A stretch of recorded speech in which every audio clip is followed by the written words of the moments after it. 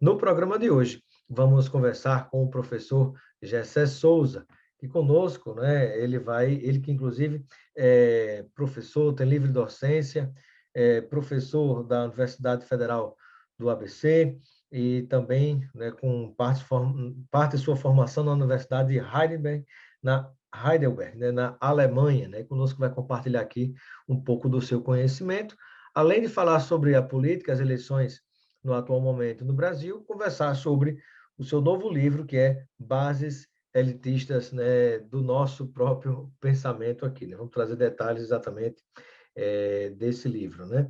Que fala exatamente, né, sobre o Brasil dos humilhados, né? Uma denúncia da ideologia. Importante a gente ficar atento ao título desse livro. Seja bem-vindo, professor Gessé Souza, ao nosso Espaço Cidadão. Obrigado, Robson. É um prazer estar aqui com você e com os nossos amigos. Prazer tê-lo conosco, professor. E eu gostaria que o senhor pudesse falar um pouquinho, né, sobre a iniciativa, né, da publicação Tá. de mais um livro, né, na coleção de livros, né, que tenha esse como título O Brasil dos Humilhados, uma denúncia da ideologia. Né? Qual é, a grande sacada desse livro que a gente tenta levar para a população? Tá. No fundo, esse livro é uma reformulação, né? Eu ia fazer uma segunda edição do livro A Tolice da Inteligência Brasileira, mas aí eu comecei a fazer a leitura e comecei a mudar quase tudo e tal. Então, o livro ficou muito maior, muito diferente. 70% do livro é completamente novo e os 30% que ficou foram fortemente modificados, o que motivou a mudança do título, inclusive. Né? Eu acho, no fundo, Robson, que enfim, o livro agora está muito mais compreensível também para o grande público, porque quando eu lancei A Tolice da Inteligência Brasileira, foi um livro que foi foi o meu primeiro grande sucesso de público e venda, tá? O livro vendeu bastante, mas era um livro, quer dizer, vendeu bastante porque eu fiz no último capítulo uma associação disso tudo, desse pensamento brasileiro com a Lava Jato, né? O que foi uma novidade na época, né? Mas o restante do livro ainda era muito acadêmico e tal. E eu não tenho mais essa linguagem acadêmica hermética hoje no livro. Eu aprendi a escrever de um jeito que, né, a Seja maior parte das compreensível, pessoas né? pode Aliás, e eu entender, né? concordo com Isso o que é o professor, principal viu? para mim. Sou Hã? eu concordo com o professor, eu sou um defensor, né, dessa forma de escrita, né? Às vezes Claro. encontro resistências na própria academia, mas eu tenho uma clareza de que a grande importância do conteúdo que se produz, né, é que ele possa, e do conhecimento que se produz, é que ele possa ser acessível à maior quantidade possível de pessoas, Claro, né? Não ficar ali claro. elitizado, né, acessível a poucos que vão alcançar aquela estante, aquele livro, né? Claro. Porque, no fundo, isso tem a ver com uma tentativa de você elitizar o conhecimento, né? De você torná-lo hermético e tal, de você só torná-lo passível para iniciados, etc. Aí você vai se sentir alguém especial e superior por conta disso. Muita gente precisa desse tipo de sentimento, né? Como eu não preciso, né? Então eu posso abdicar dele e tentar usar o conhecimento que eu acumulei e tudo, e que muita gente me ajudou, né? Também, é sempre bom lembrar, para a maior parte das pessoas. E eu acho que esse livro ajuda muito. Por que ele ajuda muito? Ora, porque eu faço uma análise lá das grandes ideias dos grandes pensadores brasileiros, né? Normalmente as pessoas acham que intelectual é a mesma coisa. Intelectual não é a mesma coisa, né? Entende? A maior parte dos intelectuais estão ali em questões que são muito circunscritas, etc. Né? Pouquíssimos intelectuais são aqueles que vão refletir sobre a totalidade, sobre como funciona uma sociedade, né?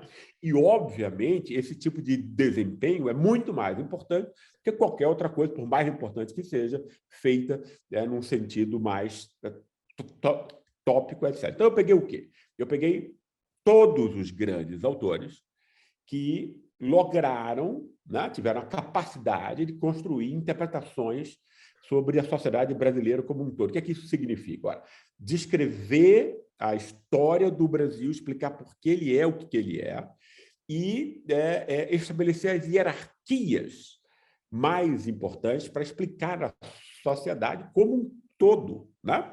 A sociedade pode ser explicada como um todo, desde que a gente saiba o que é o mais importante nela, quais são as contradições mais importantes que vão hierarquizar todas as outras, né? Entende? Então, o que eu fiz? Eu quis mostrar, Robson, que a leitura dominante sobre o Brasil, né, que é não só da direita e dos conservadores, mas da esquerda também, né, ela é comprometida, né, por uma linguagem elitista. Por exemplo, o subtítulo é O Brasil dos Humilhados, uma crítica à ideologia elitista, não é a crítica à ideologia apenas, né, mas a ideologia que a elite construiu, os intelectuais da elite, né? Brasileira Que não são construída. vistos enquanto tal, porque esses intelectuais são incensados pela esquerda, entende? Que é um absurdo e tal. Né? Professor, Foi construída, então, essa ideia... E me permita só um Diga. parêntese, né? É importante a gente destacar, antes do senhor aprofundar essa questão, né? Algo que eu acho que merece ser lembrado, que mesmo os nossos intelectuais que escreveram, né, que as suas interpretações sobre o Brasil e sua formação, mesmo eles tiveram a sua formação partindo de algum lugar, né? Então, de onde é Isso. que vem, né, essa formação que influenciou, né, de que parte do mundo vem essa formação que influenciou a forma de pensamento dos pensadores, né, intelectuais brasileiros? Dos Estados Unidos. Veio do culturalismo americano. Né? Veio, primeiramente, com Gilberto Freire, mas, em Gilberto Freire, o culturalismo ainda tenta não ser racista. Né? Vai ser importante, inclusive, né? Muita gente só fala mal do Freire, né? Sem conhecer a obra, sem circunscrevê-la no instante histórico dela, porque, no fundo, a ideia do bom mestiço que o Gilberto Freire vai construir, ela vai ser utilizada por Vargas e vai ser a primeira, né, noção de uma identidade nacional brasileira que vai ser eficiente o bastante, que até hoje os brasileiros se identificam com ela. Ou seja, essa coisa do caráter plástico, da hospitalidade, da afetividade, etc., etc., que em Freire é algo positivo, né? Ele queria exatamente criticar essa ideia de que o povo brasileiro, por ser negro e mestiço, era a lata de lixo da história, como o povo era compreendido antes. Ora, as elites não vão gostar de Getúlio Vargas. É sempre bom a gente explicar por que a elite não gostou de Getúlio Vargas. Não tem nada a ver com ditadura ou coisa do tipo. Isso foi uma explicação para depois. O que foi? Foi que Getúlio Vargas estava montando um processo de longo prazo de modernização e industrialização do Brasil e inclusão das classes populares, né? Que nunca tinha existido antes, né? Quando era dominado por essas elites e tal. Né? E as elites não querem isso. Por que as elites não querem isso? Porque as elites querem roubar o orçamento do Estado. Né? Quem é ladrão do Brasil é a elite brasileira. Né? A elite rural, que rouba a terra de poceiros e tal, e chama um juiz como Moro para depois legalizar a terra, e né, esse capitalismo financeiro que nós temos hoje, né, quer roubar o orçamento. Né? Tem Arthur Lira ali na Câmara que assina o que eles mandarem, então você já cria, né? O dinheiro mal sai, já é, como você bem explicou antes, né? O ICMS você tem menos e tal, para mais o lucro desses caras. Né? Entende? Então, quem rouba o povo brasileiro é a elite do povo brasileiro. É importante isso, por quê? Porque essa ideia que foi inventada por Sérgio Buarque, contra Freire, contra Getúlio Vargas, vai dizer que a roubalheira está no Estado. Ora, o Estado ele é comprado pelo mercado, né? E o roubo no Essa Estado que foi a é ideia um também grão de de Raimundo areia. Fauro, né? Hã? Essa que também foi uma ideia passada por Raimundo Fauro, os donos do Exatamente. poder, Raimundo né? Fauro vai aprofundar isso, vai ligar isso com Portugal e a cultura da corrupção. Ou seja, se você pegar Raimundo Fauro e Sérgio Buarque juntos, você tem a ideia principal, que vai estar na cabeça de todos os intelectuais brasileiros depois dele. Sérgio Né? Buarque de Holanda, no Todo livro mundo vai Raízes do repetir isso. Brasil, né? Raízes do Brasil e os donos do poder, não é isso? E não só isso, a imprensa, etc. Então, isso vai ser a imagem agora. Né? E o que é que Sérgio Buarque queria? Ora, ao invés do bom mestiço, como era para Gilberto Freire, Sérgio Buarque institui o povo lata de lixo da história de novo. Ninguém percebeu isso. Então, é importante chamar a atenção. Entende? Ninguém nunca percebeu isso antes. Né? Ou seja, mas, quando Sérgio Buarque fala no homem cordial, o homem da afetividade, que é só negatividade, corrupção e coisa ruim, ele está servindo ao povo. Ele está culpando o povo da sua pobreza, da sua barbárie. Não é isso? E aí você não era o povo inteiro, Robson, porque os brancos que estavam vindo, recém-chegados da Europa, sabiam que eram europeus. E a elite, especialmente a elite de São Paulo, se acreditava americana por conta de uma loucura ridícula que foi inventada, que o bandeirante é uma espécie de equivalente funcional do protestante. Entende? A elite se achava americana, a classe média branca se achava europeia. Então, quem é que vai ser visto como lata de lixo na história? Vai ser o mestiço, o negro, etc. Claro, não é isso? Então, você pega um cara como Sérgio Buarque, que reinstitui o racismo brasileiro, substituindo meramente o racismo de raça anterior por um racismo cultural. Percebe? Não? Para que as classes que estão mandando aqui se identifiquem com os americanos, como o povo do espírito. E nós somos reduzidos ao povo dos afetos e do corpo. Foi inventado por Sérgio Buarque. Né? Isso é um racismo. Né? Entende? Para E na quem hora, é tem... importante dizer, né, professor, que na Ah, hora que essa mentalidade ela penetra na mente das pessoas e se consolida, se exatamente. cristaliza, ela se transforma em forma de ações concretas na sua maneira de agir, na sua maneira de conduzir Perfeito. negócios, na sua maneira de tratar os outros iguais a você ou Perfeito. diferentes de você. Né? E isso dá um resultado do que a gente tem hoje na sociedade brasileira, né? Isso dá também uma cultura de golpes de Estado, porque se o povo ele é inferior, corrupto, inconfiável, então quem o povo eleger vale menos, o voto desse pessoal vale menos. Daí aí você já tem, entendeu? Isso que Sérgio Buarque e Raimundo Fauro fez foi, né, legitima a cultura de golpes de Estado do Brasil desde Getúlio Vargas. É a mesma história. Né? Você Aliás, vai ter desde aí a uma forma própria distinta.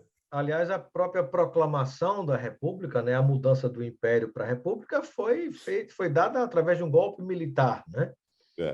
Exato. Mas aí não é o ponto que eu acho que é o mais importante aqui. O mais importante aqui é essa inflexão de 1930 com Getúlio Vargas e a mudança, né? Porque, no fundo, da monarquia para a República não houve nenhuma mudança real. Né? Zero.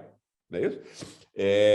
Só que você marginalizou os negros, mais ainda, e chamou brancos, não é isso? Para povoar o país. Não é isso? Agora, a janela mesmo de contradições e tudo, né? Desses projetos aí que vão se contrapor, projetos intelectuais também, mas políticos, né? Entende?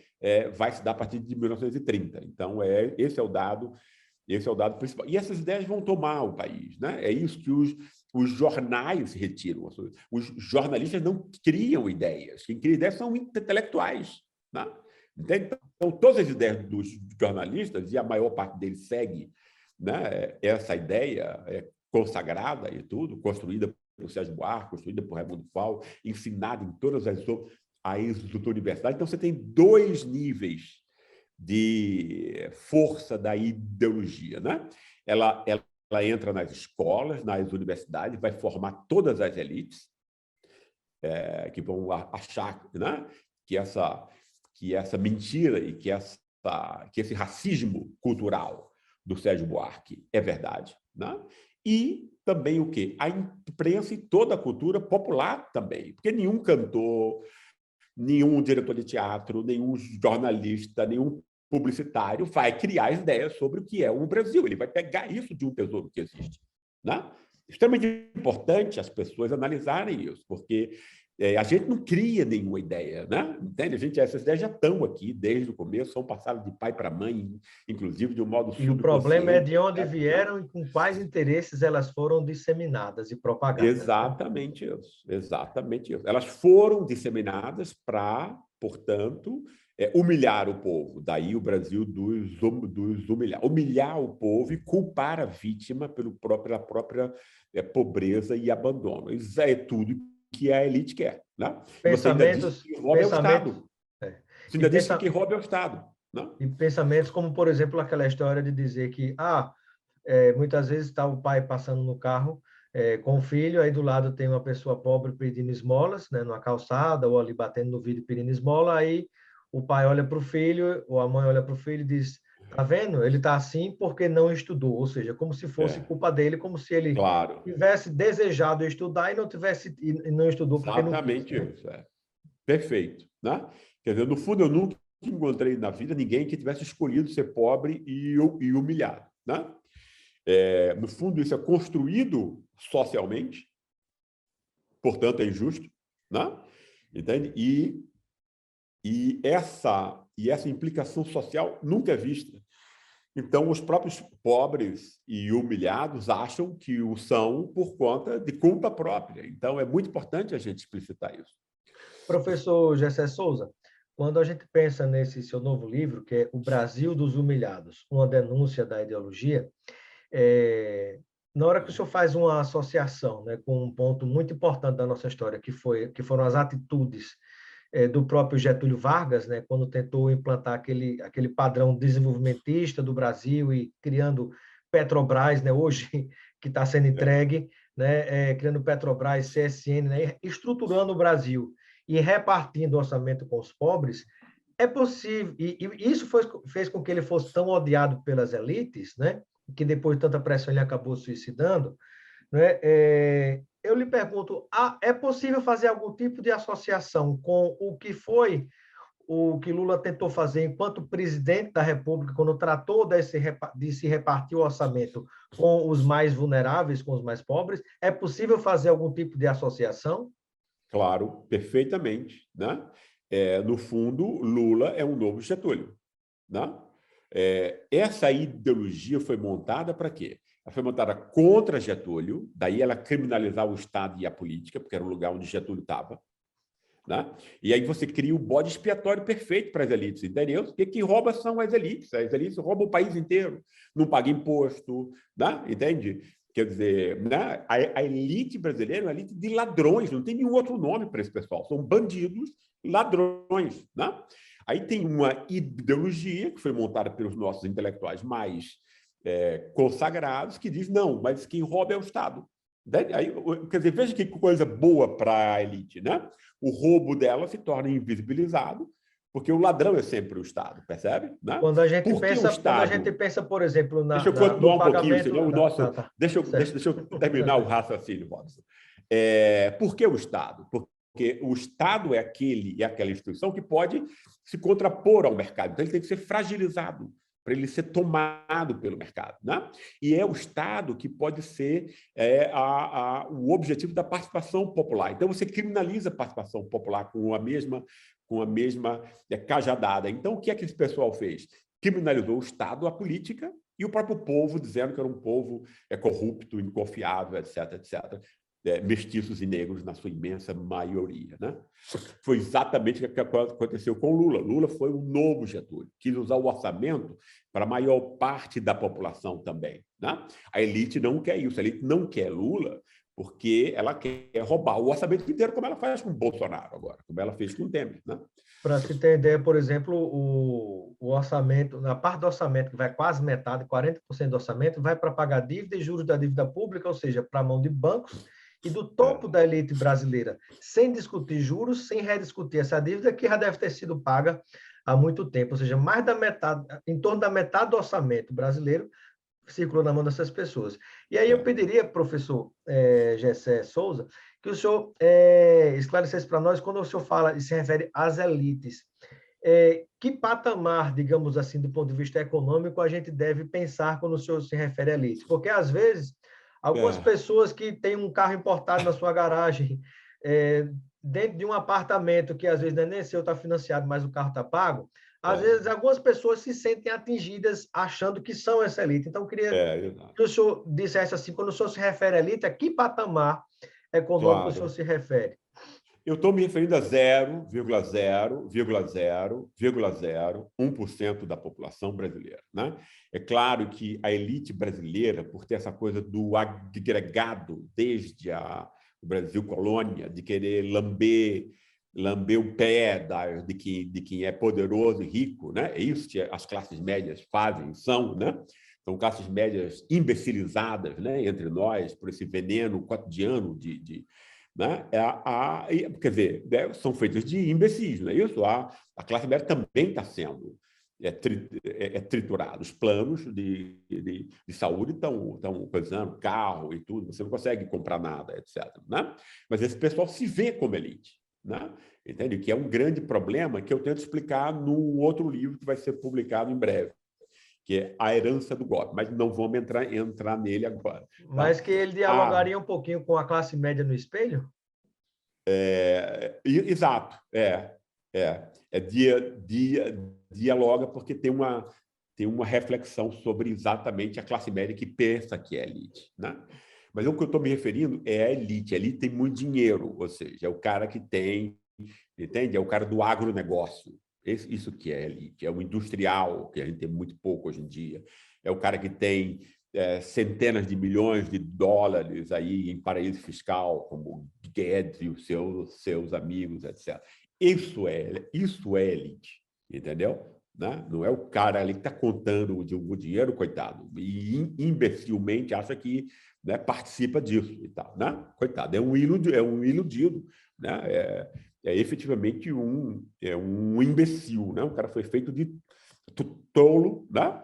E está sendo explorado, oprimido, né? Mas se achando que é parte de um jogo, né, dos poderosos. E acredita que com o seu próprio esforço individual pode, entre aspas, vencer na vida e chegar num patamar, porque fulano ou ciclano saiu do zero e de repente se tornou rico, né? Muitos acreditam que essa chance existe para todo mundo, né? Exato. Exatamente. Isso não existe para todo mundo, e quem consegue isso teve ajuda, né? Normalmente, muita ajuda, né? E recebeu muita coisa de presente, embora não saiba. Né? Como disciplina, educação, etc., amor, etc., e coisa do tipo. A gente nunca pensa nisso como herança, mas isso é herança. Isso é um privilégio de classe em países como o nosso. Né?